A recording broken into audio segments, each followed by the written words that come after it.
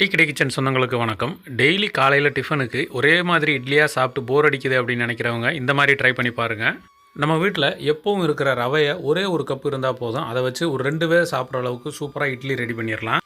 இந்த மாதிரி ஒரு இட்லியை ரெடி பண்ணி அதுக்கு கார சட்னியை காம்பினேஷனாக வச்சு சாப்பிட்டோம் அப்படின்னா செம்ம டேஸ்ட்டாக இருக்கும். கண்டிப்பாக ட்ரை பண்ணி பாருங்கள். இப்போ இந்த இட்லி பண்ணுறதுக்கு அடுப்பில் ஒரு பேன் வச்சுட்டு அதில் ஒரே ஒரு டேபிள் ஸ்பூன் அளவுக்கு மட்டும் எண்ணெய் சேர்த்துக்குருவோம். எண்ணெய் நல்லா சூடாகி வரட்டும். சூடான எண்ணெயில் ஒரு அரை டீஸ்பூன் மட்டும் கடுகு சேர்த்து நல்லா பொரிய விட்டுருவோம். கடுகெல்லாம் நல்லா வெடித்து வந்தோடனே ஒரு அரை டீஸ்பூன் உளுந்து, 1 டீஸ்பூன் அளவுக்கு கடலைப்பருப்பு, இது ரெண்டையும் சேர்த்துட்டு அந்த கடுகோடு சேர்த்து நல்லா பொரிய விட்டுக்கலாம். அடுத்ததாக ஒரு சின்னதாக ஒரு இஞ்சி துண்டு எடுத்து சின்ன சின்ன குட்டி குட்டி பீஸ்களாக வெட்டி உள்ளே சேர்த்தாச்சு. அதுவும் அந்த எண்ணெயிலே நல்லா பொரிஞ்சு வரட்டும். இது கூட ஒரு 2 பச்சை மிளகாய் உள்ளே சேர்த்துருவோம். அது கூடவே கொஞ்சம் கருவேப்பிலையும் உருவி உள்ளே சேர்த்துட்டு நல்லா கலந்து விட்டுலாம். எல்லாமே நல்லா பொரிஞ்சு வந்துருச்சு. இப்போ இந்த இடத்துல ஒரே ஒரு கப் அளவுக்கு மட்டும் ரவை எடுத்து வச்சுருக்குறோம். அந்த ரவையை முழுசாக உள்ளே சேர்த்துக்கலாம். இந்த ரவை எப்போவும் நம்ம கடைகளில் உப்புமாவுக்கு வாங்குவோம் இல்லையா, அந்த ரவை தான் இதில் சேர்த்துருக்குறோம். இப்போ ரவையை சேர்த்துட்டு மெதுவாக அப்படியே கலந்து விட்டுக்கலாம். அடுப்பை சிம்மில் வச்சுக்கிட்டு இந்த ரவையை நல்லா ஒரு 5 நிமிஷத்துக்கு வறுத்து கொடுக்கணும். ரவையை ரொம்ப கருக விட்டுறக்கூடாது. அந்த மாதிரி கருக விட்டுட்டோம் அப்படின்னா ரொம்ப ஊறவும் ஊறாது. அப்புறம் இட்லி பார்த்திங்கன்னா ரொம்ப வரன்னு இருக்கிற மாதிரி இருக்கும். அதனால் பொறுமையாக மெதுவாக வறுத்து விட்டால் போதும்.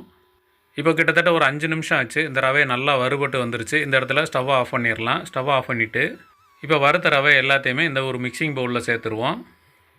இப்போ இந்த ரவையோடு சேர்த்து ஒரு அரை கப் அளவுக்கு தயிர் சேர்த்துக்கலாம். இந்த தயிரோட அளவு பார்த்திங்கன்னா ஒரு 100 ml இருக்கும். தயிர் ஓரளவுக்கு புளிக்காத தயிராக சேர்த்துக்கோங்க, இல்லைனா இட்லி ரொம்ப புளிப்பாக இருக்கும். இப்போ அதோடு சேர்த்து ஒரு 5 விரல் அளவுக்கு மல்லி இலையை சேர்த்துக்கலாம். அடுத்து இதுக்கு தேவையான உப்பு ஒரு 1/4 டீஸ்பூன் மட்டும் சேர்த்துக்குவோம். இப்போ சேர்த்துட்டு ஒரு விஸ்கை வச்சு இது எல்லாத்தையும் நல்லா கலந்துடலாம். நம்ம சேர்த்துருக்கிற தயிர் ரவை மட்டும் நல்லா கலந்து விட்டுருவோம். இப்போ இந்தளவு கலந்து விட்டுட்டு அடுத்து தண்ணி சேர்க்க போகிறோம். தண்ணி சாதாரண தண்ணி தான். இப்போ ஒரு 100 ml சேர்த்துக்கலாம். சேர்த்துட்டு ஒரு வாட்டி நல்லா கலந்து விட்டுருவோம். தண்ணியோட அளவு பார்த்திங்கன்னா தேவைக்கு தகுந்த மாதிரி சேர்த்துக்கலாம். இப்போ மறுபடியும் கொஞ்சமாக தண்ணி சேர்த்துட்டு கிட்டத்தட்ட நமக்கு ஒரு 150 ml தண்ணி தேவைப்பட்டிருக்குது. இந்த அளவுக்கு நல்லா கலந்தாச்சு. இப்போ கலந்து முடிச்சுட்டு இந்த ரவை நல்லா ஊற வைக்கணும். ஒரு 10 நிமிஷம் மட்டும் ஊற வச்சுக்கலாம். ஒரு தட்டு போட்டு மூடி வச்சுருவோம். இப்போ ஒரு 10 நிமிஷத்துலேயே அந்த ரவை நல்லா ஊறி வந்துருச்சு. நம்ம கலந்து வைக்கும்போது கொஞ்சம் குளன்னு இருந்தது. இப்போ பார்த்திங்கன்னா லேசாக திக்காக இருக்குது. அதனால் மறுபடியும் லைட்டாக தண்ணி சேர்த்து ஒரு இட்லி மாவு ஊற்றுற பதத்துக்கு இதை கரைச்சி விட்டுக்கலாம். இப்போ திரும்பவும் ஒரு 50 ml மட்டும் தண்ணி சேர்த்துட்டு மறுபடியும் நல்லா கலந்து விட்டுறலாம். இப்போ மாவு நமக்கு தயாராகிடுச்சு. அடுத்ததாக இட்லி தட்டில் ஊற்றிக்கலாம். இப்போ இந்த இட்லி தட்டில் எண்ணெய் இல்லைனா நெய் ஏதாவது தடவி விட்டுக்கலாம். நீங்கள் வீட்டில் நார்மலாக இட்லி துணி போட்டு அவிக்கிற மாதிரி இருந்தீங்கன்னா அதில் கூட நீங்கள் வச்சுக்கலாம். இட்லி நல்லா தான் வரும்.